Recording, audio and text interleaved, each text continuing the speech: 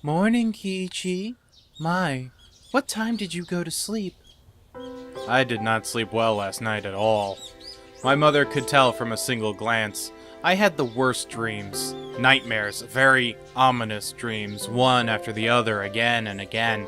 I woke up after each one, but I could never remember a fraction of what they had been about. But it was like those dreams were predicting something unpleasant, and I woke up in a terrible mood. Hey, now, every day has been calm and fun before today, right? Those days should continue on, unchanging, and yet, anxiety was the only emotion growing within me. Why was that? Nightmares reflect your own anxiety. They show an uneasy mind, that which you wouldn't admit to normally. Yesterday, I remembered the ominous conversations about Satoshi I had with Shion, Mion, and Rena. Right. My mind felt like it was in a black fog because we talked about that. If I'd lived every day without causing a fuss, my reward would be ever more peaceful days. I understood that, so why did I cause such discord? But now, I thought about it calmly. A simple verbal slip on my part couldn't possibly change the world. Yeah, as long as I'm sorry for doing it and I never talk about it again, there's nothing anyone can blame me for, right? Besides, how would my fate possibly change just because I talked about that? These games are getting a little meta. It's like this is the third time in a row or something. Nothing was going to change. Yeah, nothing would change. Nothing would change. Nothing would change. That's a creepy smile. If you're still half asleep, then you should go wash your face. I'd finally cheered up enough to smile, and Mom slapped me right back down. Now I was irritated again. There wasn't much time left before I had to meet up with Rena. I frantically started to get ready to go to school. Have a good day. Watch out for cars. There's barely any cars to watch out for. In Haminizawa, anyway. I dashed out the front door. The morning air was far more refreshing than the water on my face. That's right, Keiichi Mahabara. If you're sorry enough about it and reflect upon your mistakes, that's enough. Now let's pull yourself together and get to school, and return to fun, enjoyable days, where everyone laughs, plays, and just has a good time. It should be nice to I'll be nice to Satoko as an apology, too. Yeah, I wasn't supposed to be her Nini until Satoshi got back. Wasn't I supposed to be her Nini? Blah, blah, blah, you get it. Good morning, Keiichi-kun. Rena, too, looked like she had yesterday when she said that weird... Wait, Larg. I'm just making up sentences. Starting again. Rena, too, looked nothing like she had yesterday when she said that weird stuff. If I only could forget, then I could still act like nothing had happened. So I called out to her with all the energy I could muster. Hey! Morning, Rena! Early as usual today.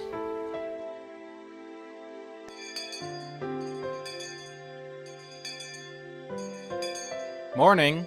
Good morning. There was a little time before the same old morning homeroom began, but Satoko and Rika-chan were unusually absent. Maybe they went to play somewhere. However, looking over and seeing none of their things, so it looked like they hadn't really come to school. They're almost never late. Rena seemed to be enjoying herself thinking about what their excuse for being late would be. Mion said something nonsensical as well, imagining how funny the reason they were late must have been. I had only come to school to see their energetic faces, since I figured it would get rid of these feelings I have. But the load on my chest remained where it was. It wasn't very pleasant at all. Oh shit, I didn't actually make up a voice for her. Darn it.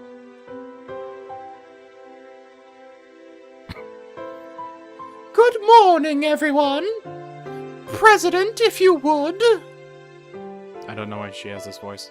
Everybody stand up! Our teacher finally arrived. Then, finally, I heard the pitter-patter of footsteps running down the hall. Clatter. Rika-chan was the first to run through the open door, and then Satoko didn't come. You're late, Furude-san. Where is Fujo-san? It was unusual for Rika-chan to be late, but equally unusual for Satoko, a ball of energy, to be absent at all. Everyone's eyes were wide at the series of strange events. Satoko might be a little late. Has she come down with something? The teacher walked over to Rika-chan and started talking in hushed tones. Rika-chan is late and Satoko is absent. I guess crazy things can happen. You're right. But I wonder what happened to Satoko-chan. Is she sick? Why now, when I most wanted to see Satoko's energetic face? The unease had been building since last night tightened within my chest. Keiichi, you worry too much. Sometimes girls of her age can't help but stay homesick. Me-chan, you're not supposed to say that around boys! Mion laughed indecently. Normally, I would laugh along with her, but right now I just didn't feel like it. That was a period joke if you didn't get that. Homeroom ended, and we went to talk to Rika-chan in the short time we had before first period started. Hey, Rika-chan, you look so sad, so very sad when getting yelled at for being late. I'll make sure to pet you today. I was very aware of my gloom this morning, so I strove to keep my tone cheerful. I petted Rika-chan's head the same way she always did, but she didn't cheer up at all. Me? What happened to Satoko? Did she get sick? For instance, she got a fever from playing around too much yesterday. If that had been her response, I would have accepted it in a flash. But the atmosphere around Rika-chan felt somehow heavy. It was a little weird and actually made my unease worse. Hey, come on. There's certain things she can't talk to boys about. Keiichi, back to your seat. Mion, acting just like a club president, pulled me back to my chair. Rika-chan's gaze immediately fell back to her desk, and she hung her head gloomily. Rika-chan had said something odd, that Satoko might be a little late. They were living together, weren't they? Then she would have known for sure. She wouldn't have said might. I didn't understand why she was absent, and that made me all the more anxious. Damn it, what's going on today? It's like we started off on the wrong foot, and it wasn't going to get any better. What's the matter, Keiichi-kun? You seem pretty down this morning. Rena noticed how I looked and whispered to me while the teacher wasn't looking. Do I really seem that way? Yeah, even Rena is starting to feel down just looking at you. I thought of jokingly saying, then don't look at me, but I didn't even feel like doing that. Is it something you can tell, Rena? I don't know what you're worried about, but if I can help, then you can tell me, okay? I won't tease you. Rena said this, looking at me straight in the eye. Until yesterday, nothing strange had happened, and it was a lot of fun. Huh? Wait. Huh? Oh, that was definitely me talking. Huh?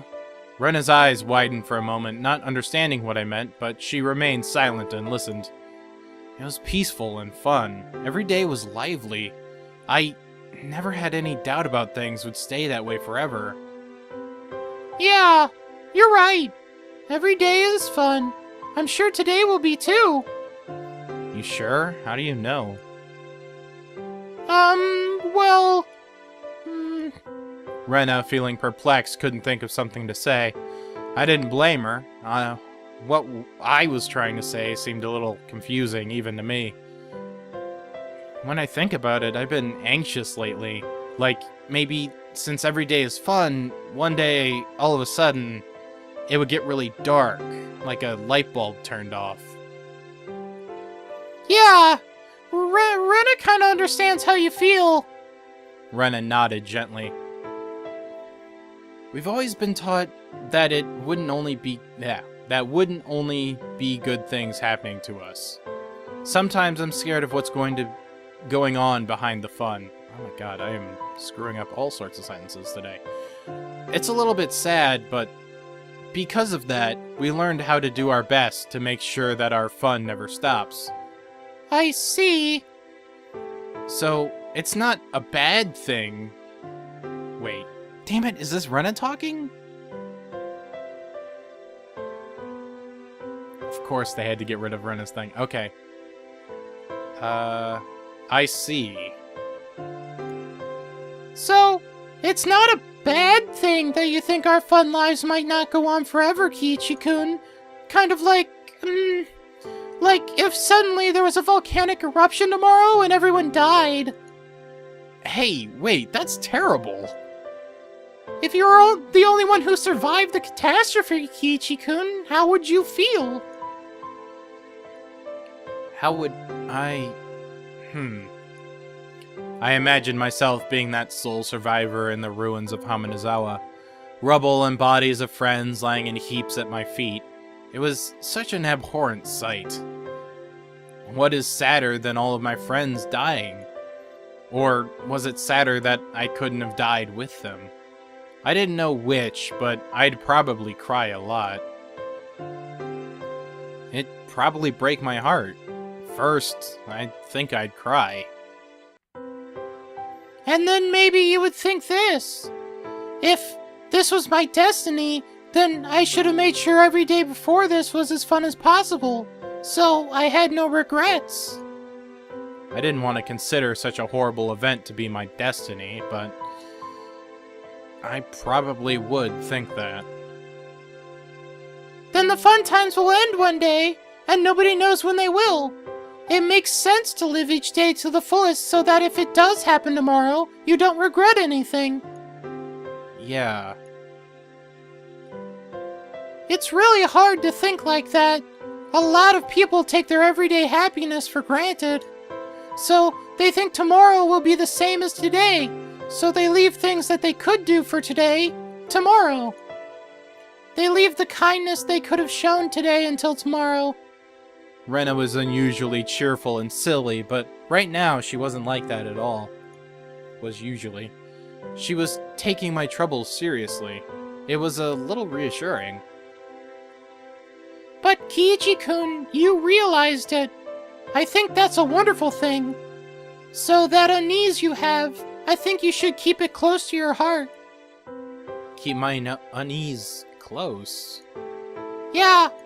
Everyone might die tomorrow in a big catastrophe, so you should be really nice to everyone today, so when the end really does come, you don't regret it.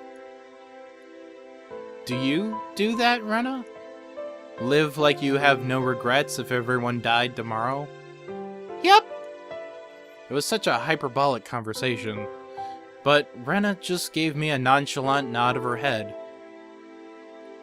Rena knows what it's like for the fun times to end overnight.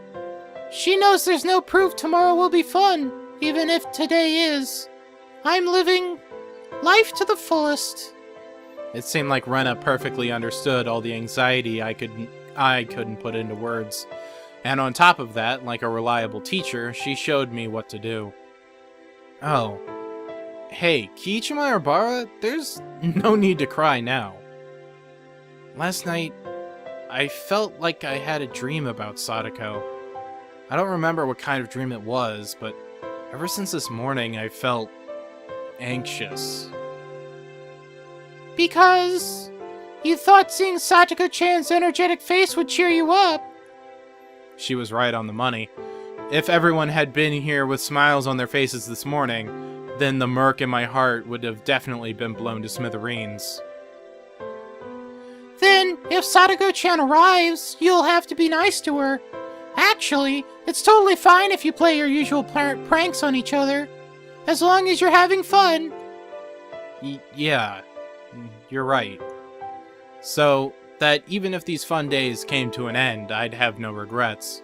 I couldn't tell if what Rena told me had been comforting or just made me more anxious, but it was enough to make me think that if I saw Sadako again, I'd be honest with her.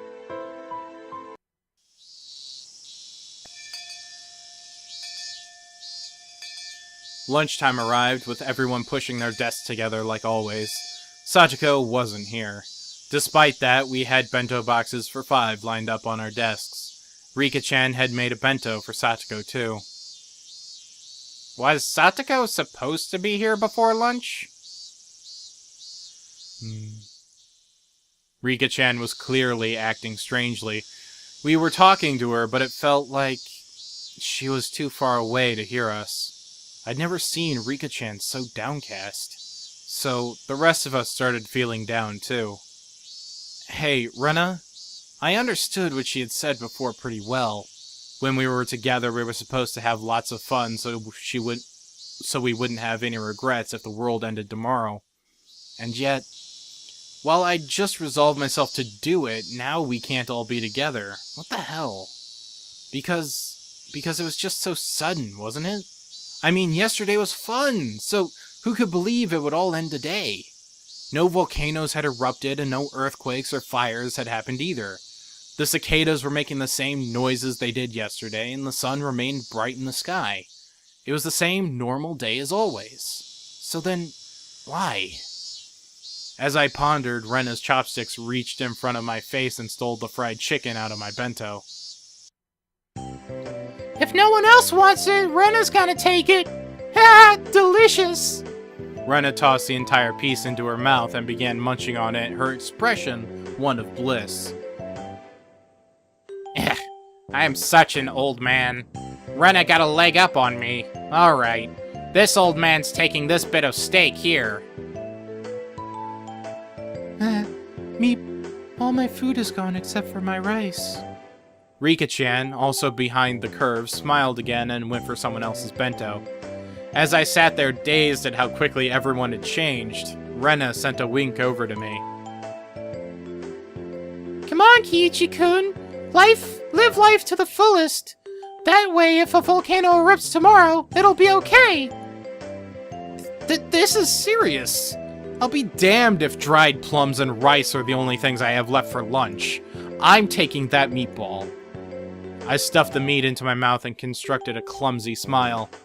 I played along as if trying to fool myself, but as I did, it rapidly became less and less of an act.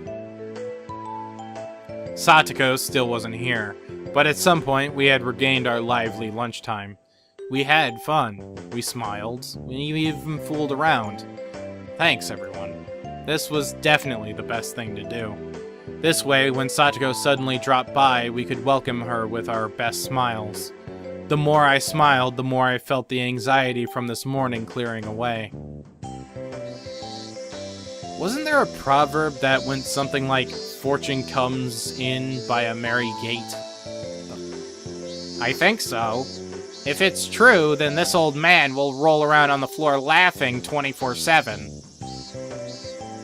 Rena thinks it's true. If you laugh every day, it'll be fun every day. Rena has a way with words. Then, should we try it out? Everyone took a deep breath and then brought their faces together, locking shoulders. And then...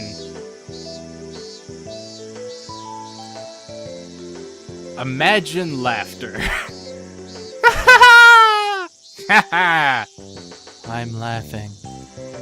Everyone laughed uproariously from their stomachs, trying to laugh out all the bad stuff accumulating in them.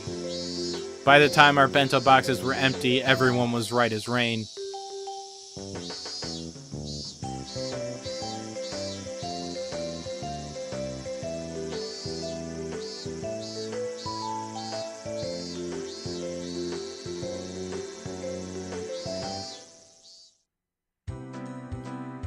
Having heard our friendly banter, that one walked up and timidly spoke to us. Excuse me, Mahabara-san. Sorry to interrupt your fun, but... We need your help with something. Whatever. They grinned dryly and scratched their heads. What could it be? Want to know how to remove the censor bars in porn magazines? By the way, don't believe what you hear about butter doing the trick. Total superstition. You can't use an eraser either. Wait, what? Seriously? That's not what we're here for, said that one, elbowing that one. Actually, our ball got caught in the gutter on the second floor. We were hoping you could probably reach it because you're a freak of nature. I see. Asking the upperclassmen for help comes with its own price, you know. I'm not cheap. You can't buy me out so easily. That one and that one conversed for a short time, then gave their reply. We'll give you the right to take a nap during class, Mahabara-san. How does that sound? What do you mean? I can sleep during class whenever I want. Why do I need your permission to do it? Oh, no you can't. The next time you take a nap, we'll tell Sensei about it. Wow, these guys are assholes.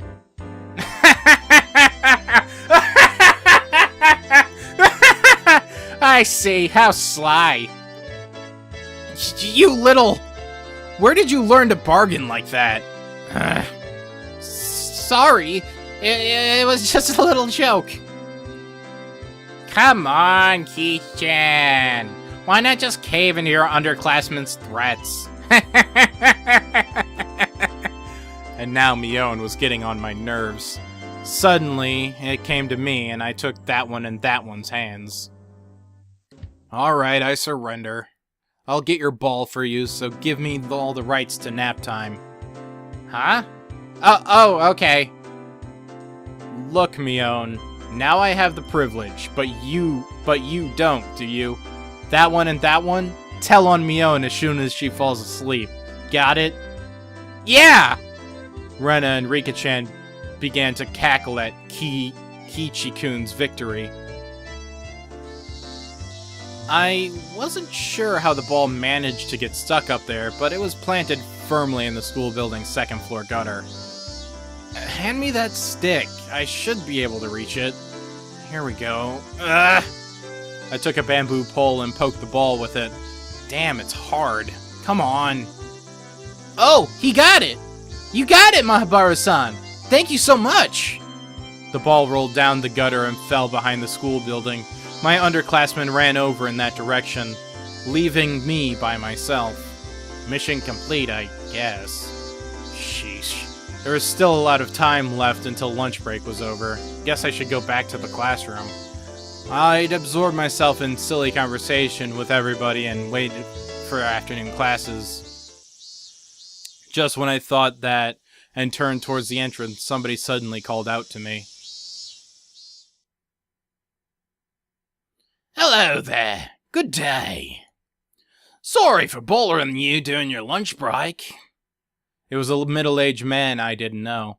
Or maybe I'd passed by him a few times and I'd seen his face, but I didn't know him. When his half-smile deepened, something within me shuddered with fear. There was no basis for that, no reason, but I shuddered. I was somewhat confused about those emotions, not quite understanding them myself. There was one thing I could say, though. Nobody but teachers and students should be at the school. This person shouldn't have been here. I felt less of a tremble and more of a sense of dread, like a brilliantly colored, poisonous caterpillar were crawling across my forehead.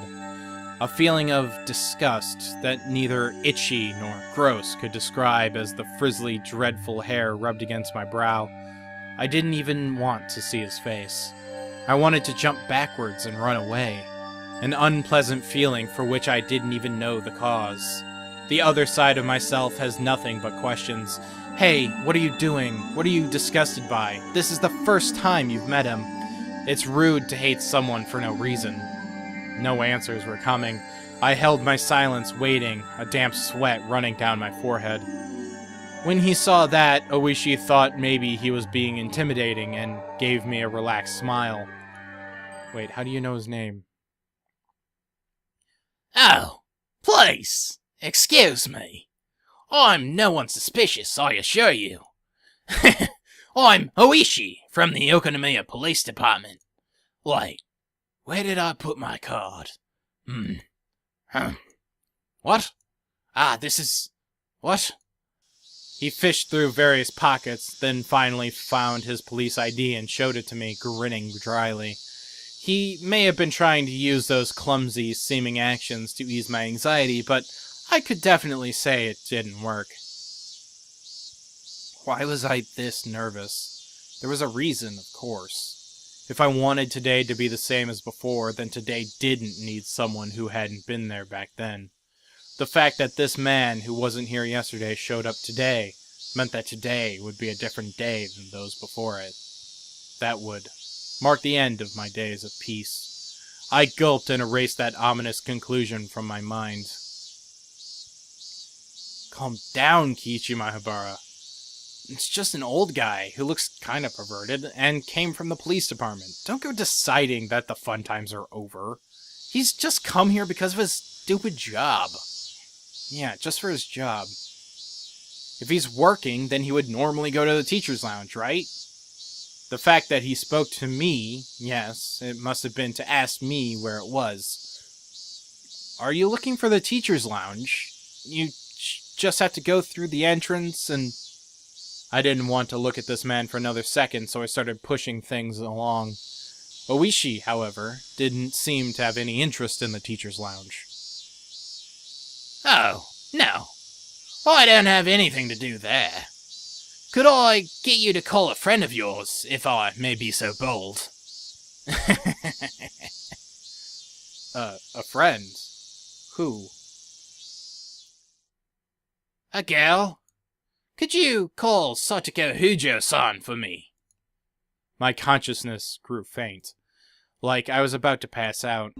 Yeah, my anxiety, it was realized. The dreadful, disgusting caterpillar was looking at me, about to crawl into my ear. Its frizzly, dreadful hair was touching my ear cavity. This is how bad it felt. What do the police want? I need Wasatoko. No. It's nothing important. I just had 2 or 3 things to ask. I'd like it if you could cooperate with me. Why? Why, of all people, was it Sadako? Why would a police officer come here in the middle of the day for something that wasn't important? This man was strange. I could smell it. And it smelled bad. Just a whiff of it made me want to grimace. I knew that this man couldn't possibly be here to deliver her lost wallet or anything. I couldn't imagine what he needed from Sadako, but it had to be something unpleasant. Ah. My throat stung with burning pain, burned like a parched, creviced wasteland. The wasteland broke apart deep in my throat and brought out words from deep in my mind. You may need something from her, but I don't think Satoko needs anything from you. Could you please leave? Ooishi probably hadn't expected that reply. He stood there, surprised for a few moments. I did as well. I hadn't thought those words like that could ever come out of my mouth. Things might still work out. This guy may have shown up out of the blue, but if I drove him off, maybe I could make it so that it never happened. If I could do that, then I could get back the peace we had until yesterday. I could get it back! Well, you sure are strict. Aren't you Satoko-san's manager, perhaps? Can I not see her without an appointment? If you just want to talk to her, shouldn't you just call her? Barging into a school in the middle of the day isn't normal. Breaking through a dam would have been the perfect analogy to use. Why didn't I like this man? This man shouldn't have been here. I needed to make it so that this man wasn't here.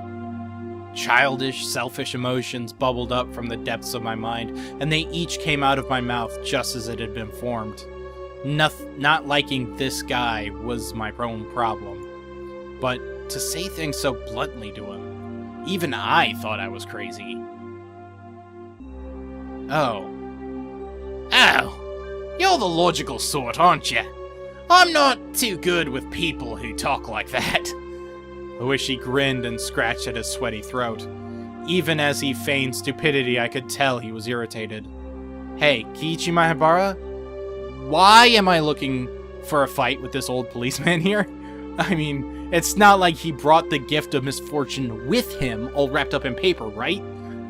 Right. It wasn't like I brought a package of misfortune with him and was asking me to sign here, please. Rationally speaking, I understood all that, so then why was I so...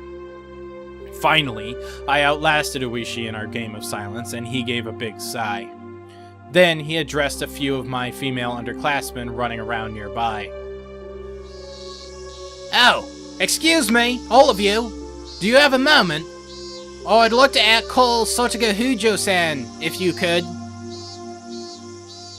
My underclassmen tried to smile in reply, but they noticed the oddly stiff atmosphere around me, and they seemed to hesitate to give a quick answer. Is she not here? Sotoga Hujo-san? Hujo-san, she stayed home today. Stayed home? His face remained smiling, but his tone was clearly one of ill humor. Such copious spite caused my underclassmen, who had answered honestly, to cringe in fear. Oh, I see. Dear me. I'm quite unlucky. He was smiling broadly, but the way he laughed didn't make me feel better at all. When he noticed that his laughter wasn't getting anyone else to laugh with him, he immediately stopped. So, you girls, could you tell me the name of this boy here? He grabbed the girls by the shoulders so they wouldn't run away and crouched down to address them at eye level. The girls flinched away from the sharp, piercing light in his eyes. And in exchange for their release, they didn't resist and told him my name. Oh, I see! Keiichi Mahabara-san, is that it? He said my full name. That was all he said, and yet I couldn't help but shudder. It was like he would grabbed me by the collar just with those words. Ah, could you be the son of the Mahabara family I've heard so much about?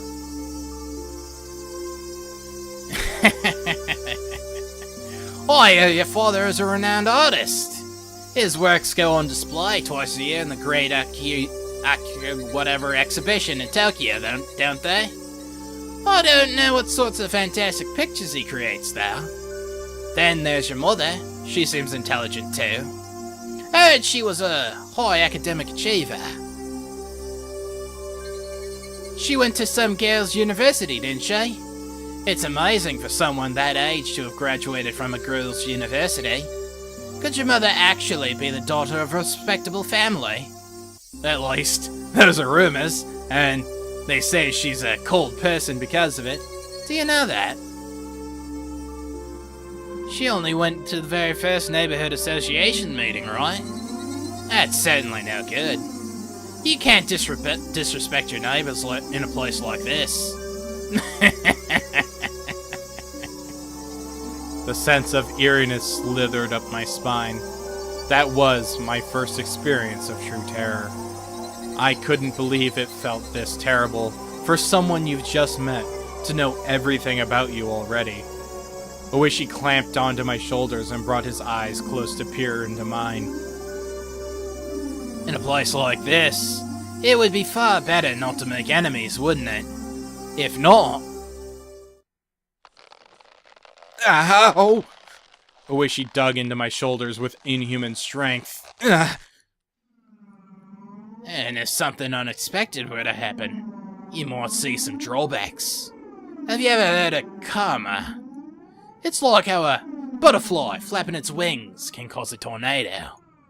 Grudges born in strange places could come back to you in ways you wouldn't believe.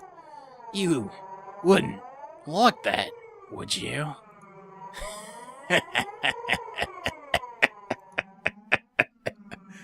Nobody wants to have a grudge held against them. There's nothing positive about making enemies. Hmm? What's the matter? Your shoulders are very stiff. Should I give you a massage? Say, feels good, right?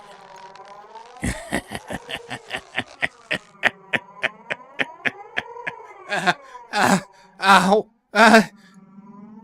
This man wasn't just strong. It was like he knew exactly where to press to make me feel pain.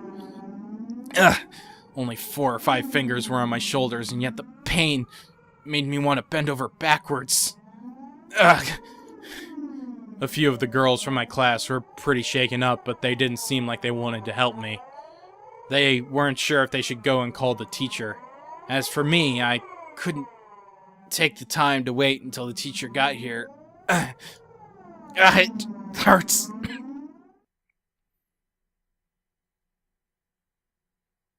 Would you mind leaving things at that? Wait, no. I don't know who's talking. Would you mind leaving things at that? You're hurting him. Huh? Oh, it's him. Okay. Behind Ooishi-san, someone, to my disbelief, it was Coach. Oh my. If it isn't Dr. Ori. It certainly has been a while since we were last in touch. Discomforted by Coach's sudden appearance, Ooishi laughed scornfully. The vice on my shoulders, however, remained as strong as ever. Never mind the greetings. Please just let go of Mahabara-kun. Ooishi smiled daringly and glared straight at Coach. If he didn't release me in the meantime, of course. I was just thinking about stopping by your place later, Doctor. You always seem so busy and we can never have a good chat. Yes. If you want, I'll chat with you all you like, but please be sure to have a warrant first. After all, otherwise, I can refuse to go voluntarily into questioning. Coach didn't display a shred of the weird behavior he had shown at the baseball game and barbecue. He stared steadily at Ooishi and fought so that he would release me. His chances were terribly bad, of course. Compared to the relaxed Ooishi, Coach seemed like he was being defeated mentally. It made sense. Coach had somewhat narrow stature, but Ooishi-san's body was packed with muscles. It wasn't even a contest. But Coach was fighting for me without taking a step back. Beads of sweat formed on his face, and though he paled, he was fighting for my sake.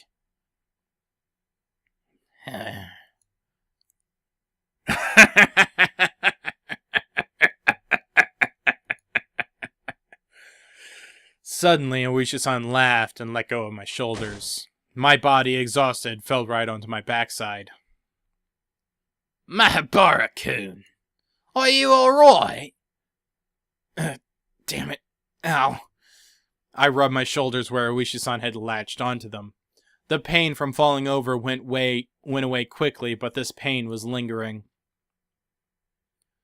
Are you alright, Mahabara-kun? This is terrible. Shit. Ow. Ugh. I was just giving him a little massage. Mahabara-san, aren't you exaggerating a bit? Boys have got to learn to man up. I wanted to retort, but I couldn't think of anything witty. Can you lift your shoulders? Are they in pain? If you're really hurt, you should have a proper checkup. Let's just go to the nurse's office.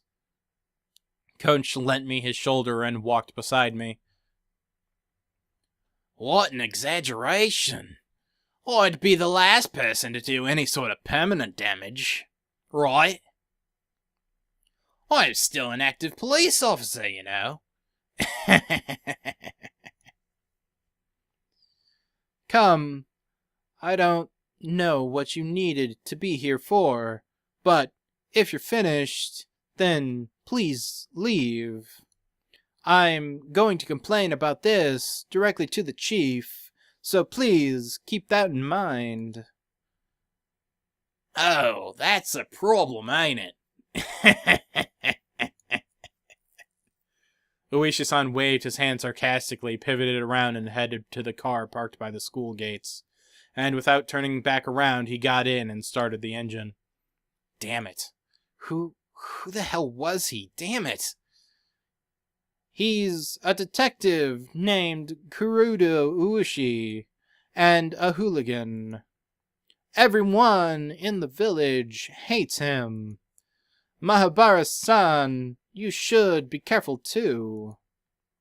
Kurudo Ooishi?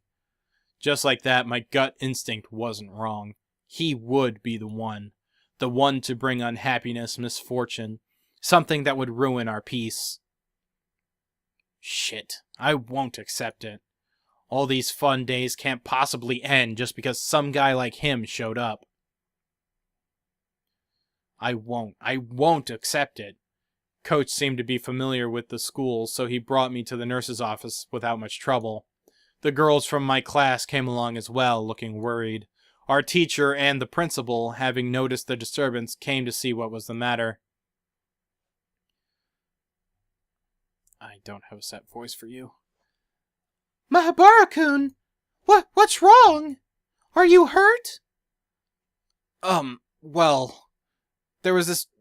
Oh, wait. Well, there was this weird man in the schoolyard just now, and Mahabara-san... Coach gently interrupted the girls trying to explain... Oh, wait, that was... Whatever. No, it looks like he had a fall and twisted something. I think he's all right, but I wanted to make sure. If it's fine with you, I'd borrow the nurse's office for a bit. Nah, please do, Dr. Irie. She's basically Rena. Ugh. Yeah, voices. The principal gave him a deep bow. It looked like Coach was acquainted with the adults at this school. He slid open the doors to the nurse's office, but there wasn't a nurse in there or anything. I'd figured. I'd never seen anyone but Chie-sensei and the principal working here. Coach didn't seem to mind the fact that there was just no nurse and quickly made his way to the nurse's office. He instructed me to sit down and started washing his hands in the sink. Oh, I get it. He's the coach for the boys' baseball team. He must be pretty used to treating wounds with first aid.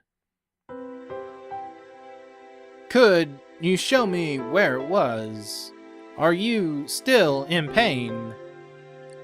No, it doesn't hurt at all anymore. I'm fine, really. I rolled up my shirt and showed him my shoulder. No bruise, not even nail marks. And yet it had hurt so much I thought my shoulders would be crushed. Even the pain had disappeared without a trace. It hurts so much, but there isn't a single bruise. It just means he is used to doing that. Used to it, huh? Next time you meet, don't provoke him. Nothing good will come of making him angry. If you go home with a uniformed policeman by your side, your family won't like that, will they? Well, you're right. Still, what happened? Why did you end up in a fight with him? He came up and said he needed something from Satoko. Huh? Satoko-chan. Coach's gaze lowered and its expression clouded a bit. Somehow that gesture seemed to be saying Ooishi was bound to come to Satoko, and did, and that it was no laughing matter. Coach fell silent in thought. Quietly, he took a compress out of the first aid kit and put it on me.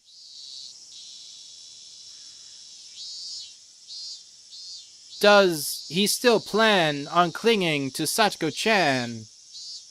He's a persistent man, I'll give him that. Like a snake. Coach mumbled to himself. Cling? Does that Ooishi guy go to Satsuko's place a lot? Coach didn't answer, but the lack of a denial served well enough. What on earth did the policeman, probably a detective or something, need from Satoko? What mistake had led a detective to cling to the sweet, smiling Satoko? Mahabara-san. Oh, right. You just moved here, didn't you? Yeah? Yeah, I did, but... Have you heard anything about Oshiro-sama's curse and about Satoko-chan? Well, I knew a few things about it, certainly. Satoko's parents were dam proponents, and their accidental death was because of the curse. You mean that? Coach smiled thinly and dryly. So you know, he said, dropping his gaze. If I recalled correctly, there was an accident on the viewing platform at the public park she had gone to with her family, and her parents died. And then, it was just a big brother and little sister, and then she was with Rika-chan, and, When they lost their parents, Satoko-chan and her brother, Satoshi-kun, were given to their uncle and his wife to care for them. Oh, is that so? Their parents died in the accident, and Satoshi ran away, leaving only Satoko to start living with Rika-chan. I'd known that much, but this is the first time I'd heard they'd been brought to their uncle and aunt. Their uncle was Satoko-chan's father's younger brother. Unfortunately, neither of the couple were people deserving of respect. Coach normally picked his words politely, so when he came out and said it that they didn't deserve respect, it really made me wonder what kind of people they were. As soon as Satoko-chan's parents came out in support of the dam, their uncle and aunt took on a lot of shame in the village as well. They would never have welcomed in Satoko-chan and Satoshi-kun. I've heard that for the siblings it was a very rough life. Bit by bit, Coach told me about the numerous agonies the Hujo siblings had suffered at their uncle's house. As their guardians, their aunt and uncle sucked up everything belonging to their immediate family. Satoko and Satoshi were crammed into a small room, and their lives were laden with things that were miserable, both for their bodies and minds. In the first place, since apparently their aunt and uncle weren't on good terms, there was no end to their fighting. And, as if in revenge for that, whenever they saw Satoko or Satoshi's face, they would always find fault with them, scold them, yell at them, strike them, and take away meals as punishment. I still shudder to think about it. You never know any Satoko... You've never known any Satoko, but the energetic and healthy one now, so you probably couldn't imagine her face being so deathly pale. As a girl always standing dazed in the shade of trees. I couldn't imagine it, and I didn't want to. That was how I honestly felt. But at the very least, Satoko wasn't like that anymore. She may have had a miserable life in the past, but it was different now. Something happened to change that life.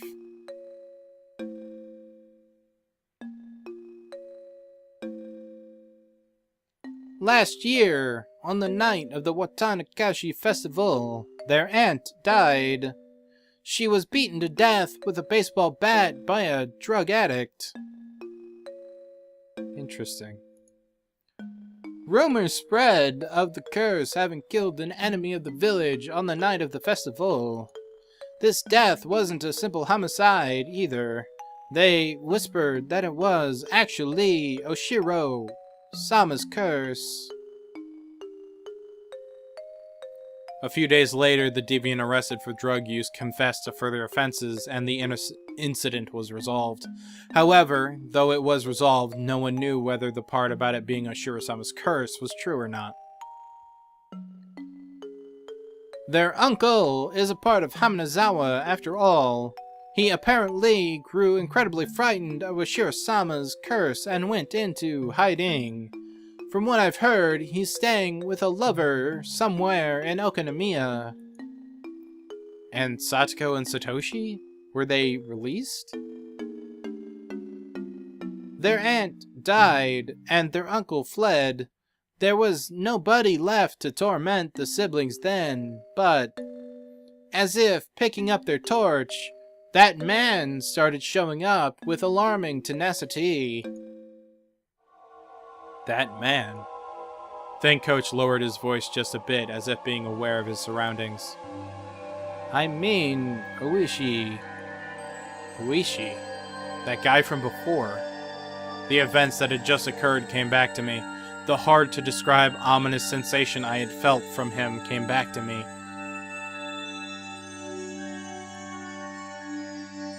He's a little strange.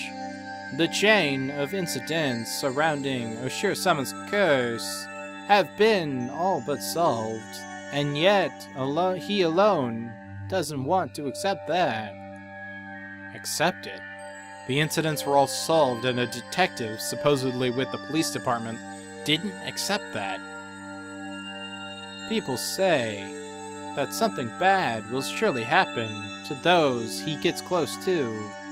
In Haminizawa, they think Ooishi is Oshiro-sama's Keiichi! The door flew open with a rattle and Mion came rushing in. Rena and Rika-chan came running in a few steps behind her, and then that one, and a few more of our classmates. Keiichi! Did Ooishi do something to you? Are you hurt?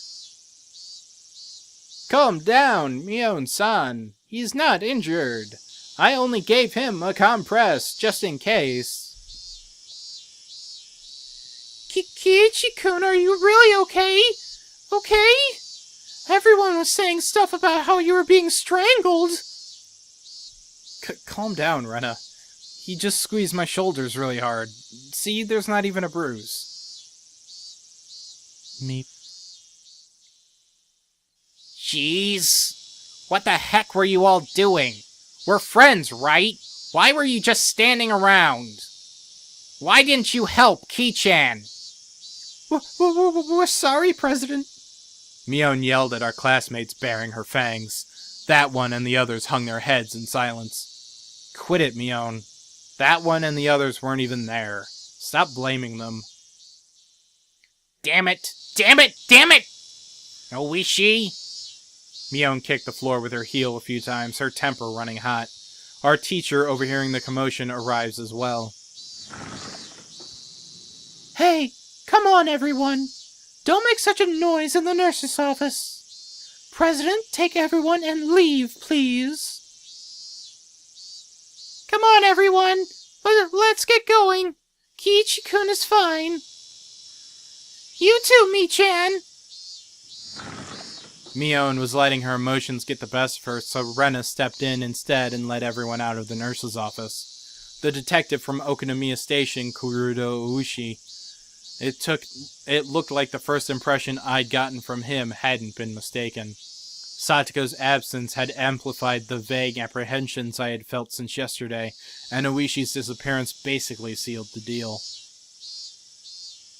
All right. I'll get going. I originally came here for Chie-sensei.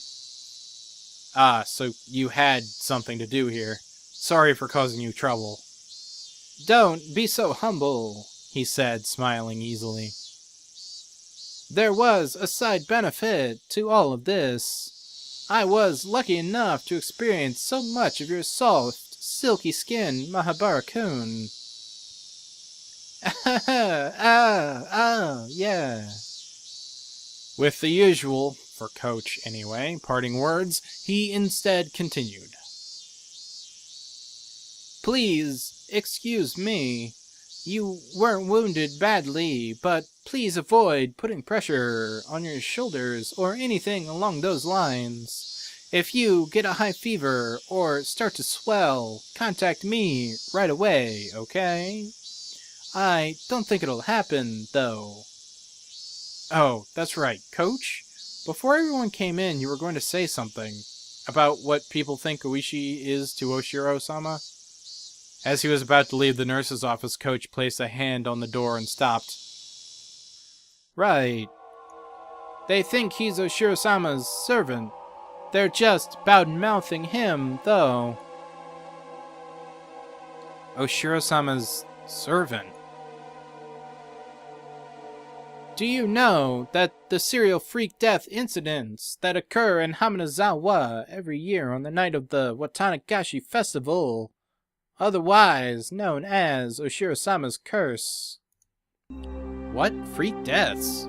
What? Now that I thought about it, I did seem to remember overhearing Mion or someone in class talking about it like a ghost story.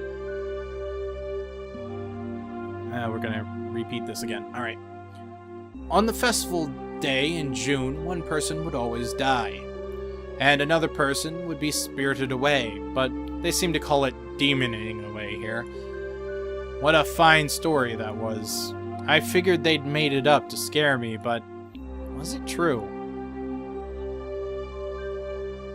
I don't have any idea who first suggested this, but at some point, everyone started calling Ooishi Oshiro-sama's servant. Why? Because the rumors that go that he decides to sacrifices for every curse every year. Whenever June came around, Ooishi would start paying frequent visits to Haminizawa. Because Ooishi had been persistently questioning most of the dead or disappeared people. 4 years ago, it was known that the victim of the dismemberment, rumored to be the sacrifice, had been seeing Ooishi numerous times leading up to the incident. The sacrifices 3 years ago were Satoko's parents. Right before their accidental deaths, Ooishi had apparently visited their home. The one who had disappeared 2 years ago was Rika-chan's mother. And again, people know that before she vanished, Ooishi had been talking to her extremely frequently. The one who disappeared last year, Satoko's older brother, Satoshi.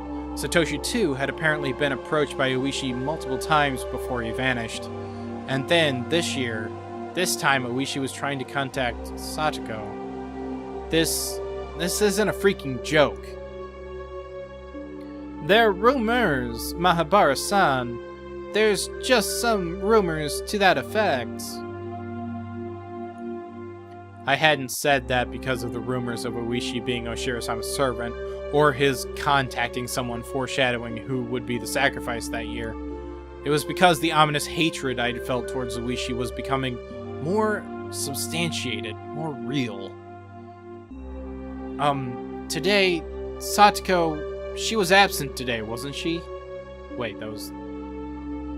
No. Wait, really? That looked like news to Coach. I thought he might know why Satoko was absent today, but... Then, I'll get going. You should go back to the others and put their minds at ease. You're right. I will. Clatter. The coach left the nurse's office and headed towards the teacher's lounge.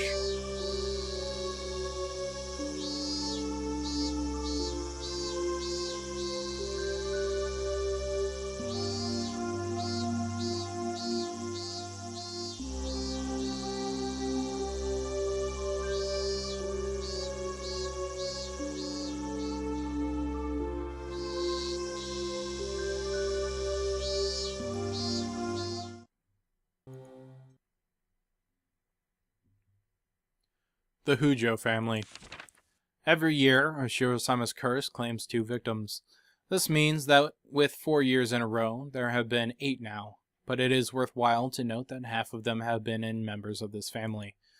Note, the curse on the 2nd year, a certain falling incident involved the death of Hujo, a dam proponent, and the disappearance of his wife.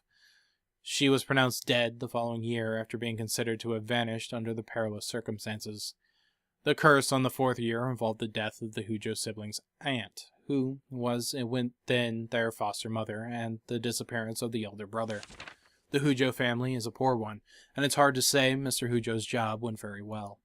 Apparently, upon reemployment via family connections, there was a plan for them to return to the home of the mother's side of the family. For Mr. Hujo, the eviction due to the Haminizawa Dam project and the payment of a large amount of compensation money was essentially a windfall. Mr. Hujo aggressively accepted the Ministry of Construction's negotiations from an early stage and selected others from Haminizawa who were also likely dam proponents. It was rumored that he had been bought out by the Ministry of Construction for doing so, but the truth is unknown. However, the dam's proponents were in vastly outnumbered minority. In addition, as the Sonozaki family strengthened its own foundation and promised support against the dam, all of the proponents save for Mr. Hujo switched over to the anti-dam side. At this point, Haminizawa was completely united against the dam, and Mr. Hujo was held up to ridicule as a stooge of the dam project's proponents. He was, essentially, used as a scapegoat for the anti-dam coalition. In the end, the dam project collapsed with Oshiro-sama's curse and the dismemberment incident. However, punishment towards the bitter enemies supporting the dam project continues to this day. There are not many left today who supported the dam project, nor have any had a negative reputation at the time. If there were any candidates left for the curse, it's the husband of the housewife who was beaten to death last year, Teppei Hujo, and Mr. Hujo's daughter, Satoko Hujo. Strangely, these two are the only candidates left. Will this year's curse come down on the two of them? There is more than enough value in observing them both.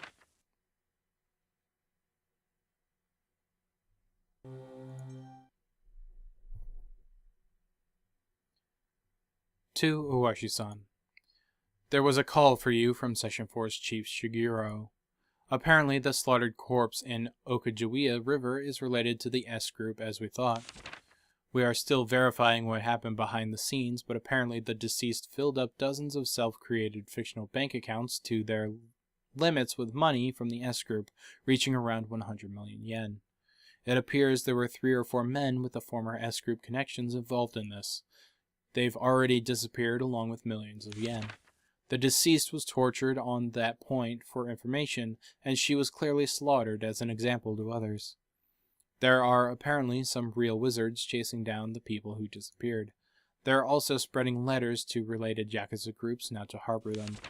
There is still no evidence that Teppei Hujo is one of those people. From what Chief Shiguro has seen, nothing's been announced. For such a dependent, the man wasn't trusted at all. Teppei Hujo has left his apartment in Okonomiya and has returned to his former residence in Haminizawa.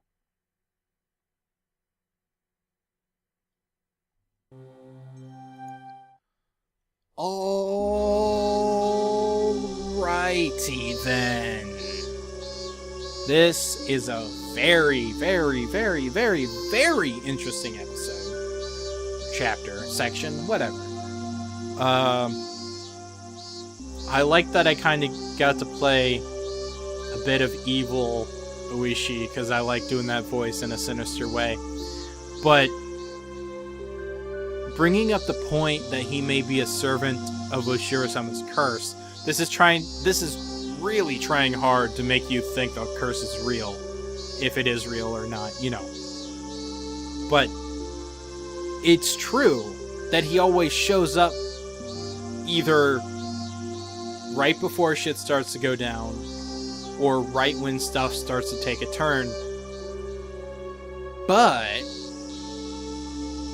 this time if it were true, he's not showing up for Keiichi like it would have been in the last couple.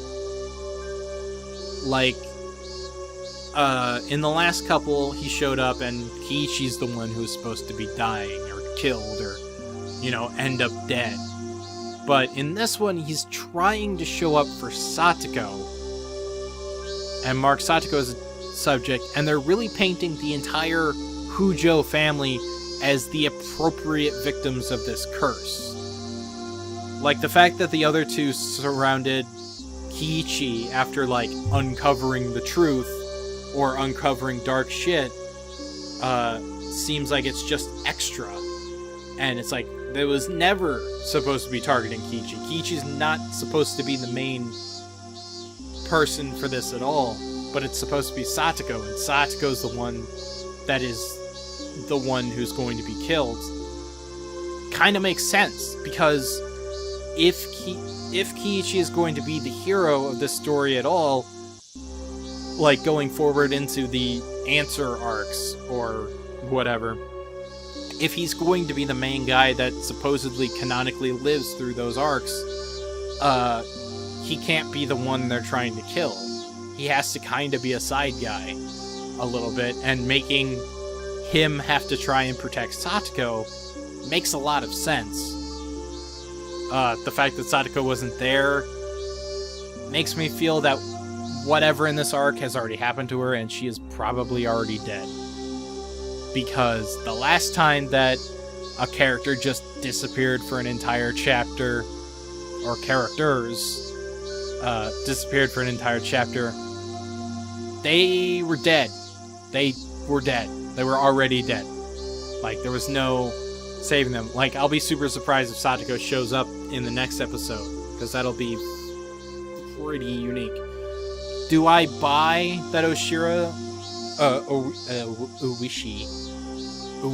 is a servant of Oshiro-sama's curse, or that the curse is real?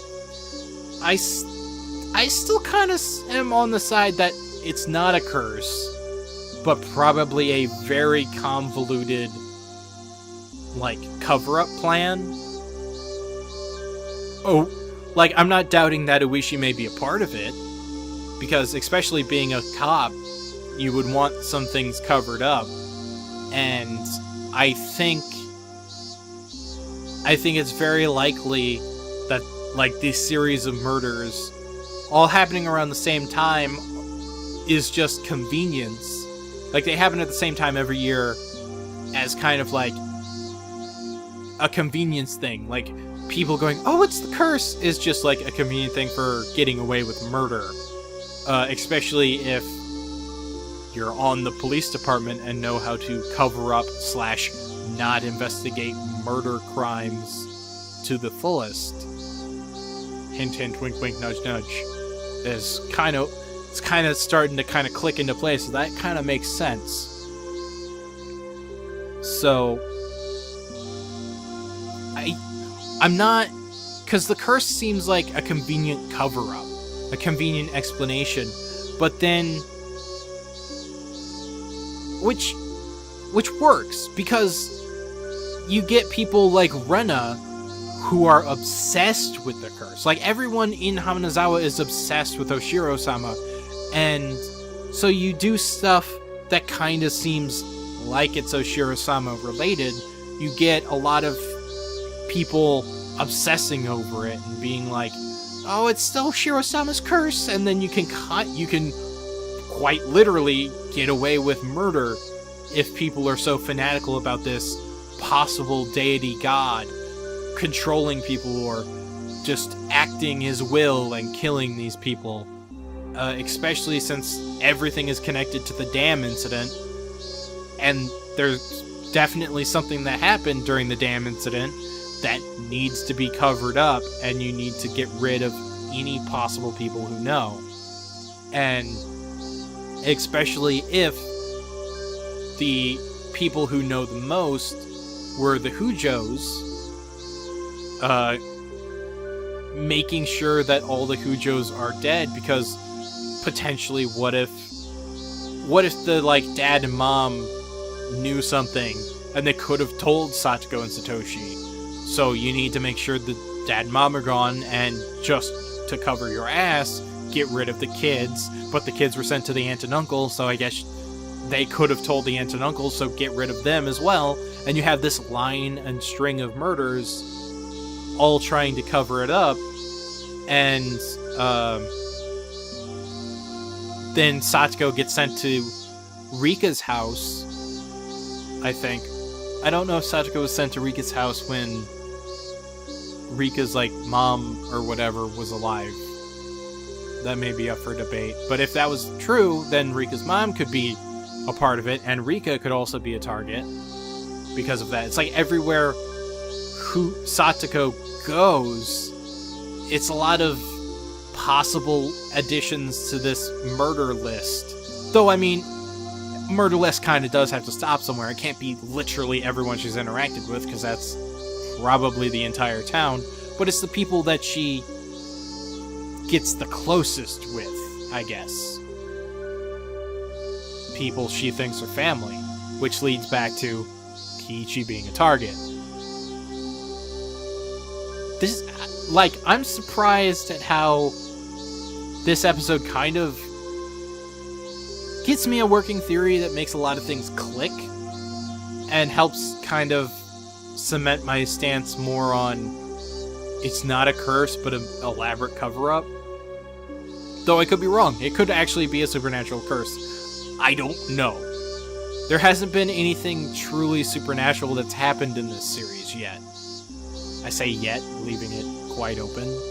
Like, because I can't count the previous, I can't count the previous arcs, or chapters, or what, the previous ones, Watanagashi and Onikakushi. I can't really count them when characters start acting crazy and actually start murdering you, because as this one shows, like, those parts of the story get decanonized, like they never happened, because they aren't supposed to happen, because both of those stories end with Keiichi dying, so it can't have happened. So, basically, when stuff starts to go weird in those stories, you can think about it like it's a fever dream, and it's not exactly happening, but is it happening? But it's not. At least, it never happened in this story. So, yeah, I feel like my working theory is a pretty good one. Will it be the right one? I have no idea. Would it be more interesting if it actually was a curse? Not really, because the curse is too easy an explanation, for me at least. It's like, oh, it was a curse. Demon god is possessing people and making them kill. Ooh. It would be much more interesting if it was an elaborate cover-up. Possibly perpetrated by one or multiple people, but not a lot of people. Feels kind of... I guess that would be the trick. It's like, is it all one person, or is it all a bunch of people? But then you think about, like, it's potentially 2 murders every year at the same time, because the demoned away people are most likely murdered as well. Definitely murdered as well, it's just their bodies are never found. This episode got me thinking a lot. It's definitely got me thinking a lot. I would love it if Ooishi keeps being a villain, because I love my sinister Australian voice. Yeah, I just a lot of stuff to ruminate in this one. I'm probably going to be proven, like, slapdashedly horribly wrong, but it's a good theory, and if I'm right, I can at least point back to this episode and say, see, I fucking called it, and I really want to do that, but I'm probably going to be like, well, I was completely wrong, oh well. So I've been rambling for a while. This episode feels shorter, but I'm probably going to look at it, and it's going to be another hour 30. So, until next time, see y'all later.